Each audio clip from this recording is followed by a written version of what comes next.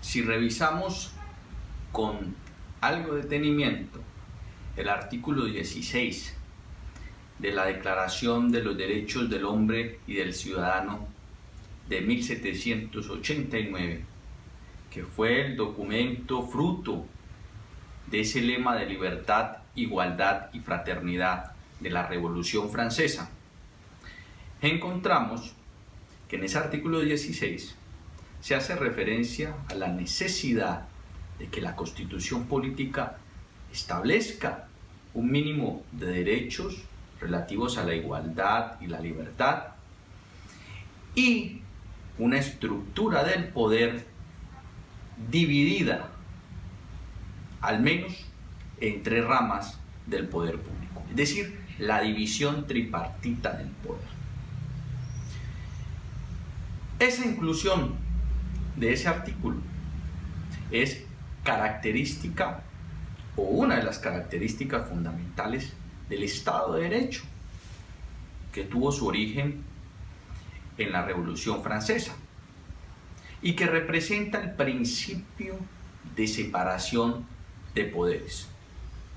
En su libro El espíritu de las leyes de 1748, Montesquieu dio argumentos relativos a la necesidad de que el poder no estuviese concentrado en una sola persona y que tenga que estar dividido para evitar gobiernos tiranos y para lograr una estructura armónica en la relación que debe guardar con los ciudadanos. Aun cuando Montesquieu en el espíritu de las leyes hizo la referencia a ese principio de separación de poderes, nosotros podemos encontrar otros antecedentes. En Inglaterra, John Locke, el padre del liberalismo, en su ideología, en su pensamiento, estableció la necesidad de garantizar unos derechos naturales, libertad e igualdad, y establecer y dejar de lado un Estado absolutista para dar paso a una monarquía constitucional y parlamentaria.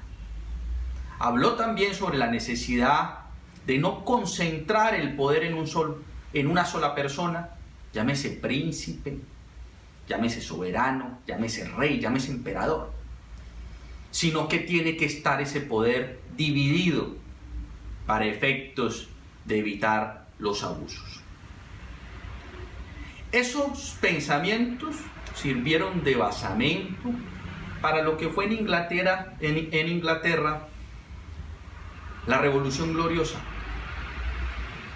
que se da en 1688 y que trajo como consecuencia un año después, en 1689, la Carta de Derechos, The Bill of Rights, Carta de Derechos que permitió el surgimiento, junto con la Revolución, de lo que fue el paso de un Estado absolutista a una monarquía constitucional parlamentaria. Revisemos algunas de las ideas de John Locke. En el libro Manual de Historia de las Políticas, Manual de Historia de las Ideas Políticas, en uno de sus ensayos se contiene el libro. El profesor Bernardo Vela Orbegoso, profesor de la Universidad Externado, que es mi tutor de la tesis doctoral, tiene un capítulo de John Locke, la ilustración y liberalismo. Y hace una referencia bien interesante que conviene leerla para efectos de introducir la importancia del pensamiento de Locke, padre del liberalismo. Miren lo que dice el doctor Bernardo Vela. Las ideas políticas de Locke, que se fundan en los principios del individualismo liberal y que se fueron esbozando de manera paulatina a lo largo de su vida, finalmente y de manera póstuma se publicaron compilados y sistematizados en el segundo tratado sobre el gobierno civil insiste en tres cosas. En primer lugar, mire lo que dice Locke, en que la vida, la dignidad y la libertad son derechos naturales de los hombres, esto es, derechos anteriores al establecimiento del orden político, el derecho natural. En segundo lugar, en que la diversidad de opiniones e intereses entre los individuos suscita conflictos en la sociedad. En tercer lugar, en que los abusos del poder absoluto, división, necesidad de la división, miren, se debe a que el rey hace la ley, él mismo la ejecuta y también él juzga a quien la incumple. Estas ideas sirvieron de base para el pensamiento de Montesquieu, sin duda alguna, y están sacando a reducir la necesidad de una separación de poder. En Colombia, el Estado colombiano, si revisamos el artículo 113 de la Constitución, podemos darnos cuenta que en Colombia hay una división tripartita de poder.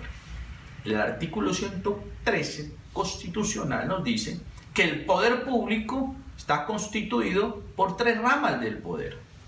Una es la rama legislativa, una es la rama ejecutiva y otra es la rama judicial.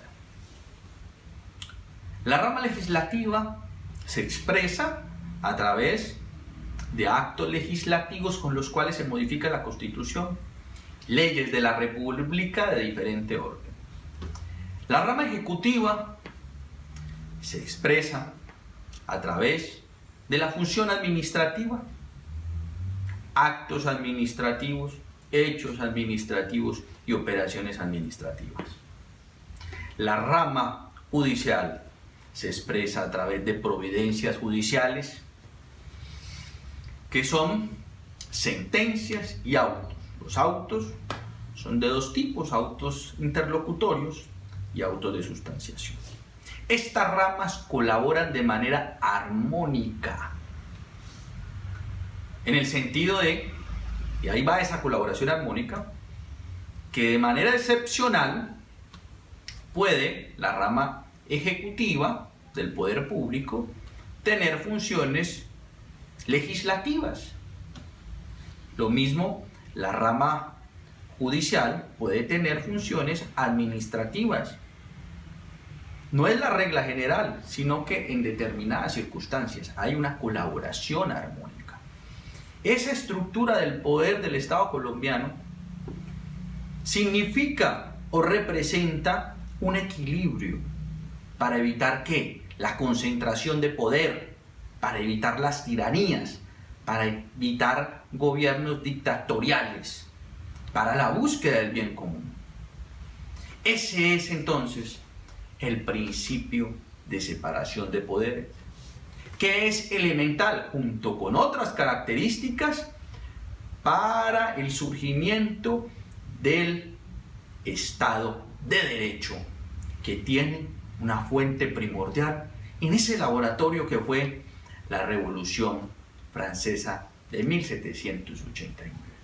Por eso, para los que quieren profundizar en el tema, es indiscutible la necesidad de estudiar los pormenores de lo que fue esa Revolución Francesa, en un principio liderada por Maximilien Robespierre, que trajo como resultado esa Declaración de los Derechos del Hombre y del Ciudadano de 1789, que fue un paso en grandes proporciones para la conformación de lo que hoy son los derechos humanos y para esa estructura basada en un control de la administración, en el imperio de la ley, en la división de poderes y en la necesidad de salvaguardar unos derechos esenciales como la libertad y la igualdad.